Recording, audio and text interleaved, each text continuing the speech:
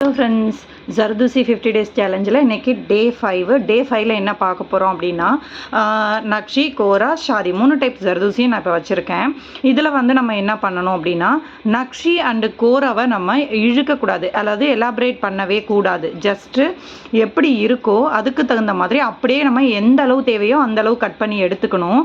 For example, elaborate பண்ணால் என்ன ஆகும் அப்படின்னு சொன்னால், அது வந்து உங்களுக்கு இப்படி நம்ம நல்லா ஸ்ட்ரெச் பண்ணி பார்க்கும்போது இப்படி நம்ம இழுக்கிறோம் இல்லையா, இழுக்கும்போது அந்த ஹோல்ஸ் எல்லாமே அதிகமாகுது. அந்த ஹோல்ஸ் அதிகமாகும்போது நமக்கு என்ன ஆகும், குத்தி நீடியில் மேலே இழுக்கும்போது இந்த ஓட்டையில் இந்த ரெண்டுக்கும் கேப் இருக்குது பார்த்தியா, அந்த சுருளாக இருக்கு இல்லையா, இதில் மாட்டி மாட்டி என்ன ஆகும், த்ரெட் அடிக்கடி உங்களுக்கு கட் ஆகும்.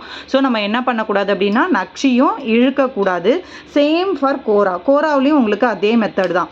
ஸோ கோராவை நான் இப்போ வந்து ஃப்ளெக்ஸ் பண்ணி பார்க்குறேன் அப்படின்னா, இங்கே பாருங்கள், கோராவை இப்படி இழுத்தாலும் கோராவிலையும் அந்த ஸ்ப்ரிங் வந்து எலாபரேட் ஆகுது. அப்போ இது ரெண்டுமே இப்படி இழுக்கக்கூடாது.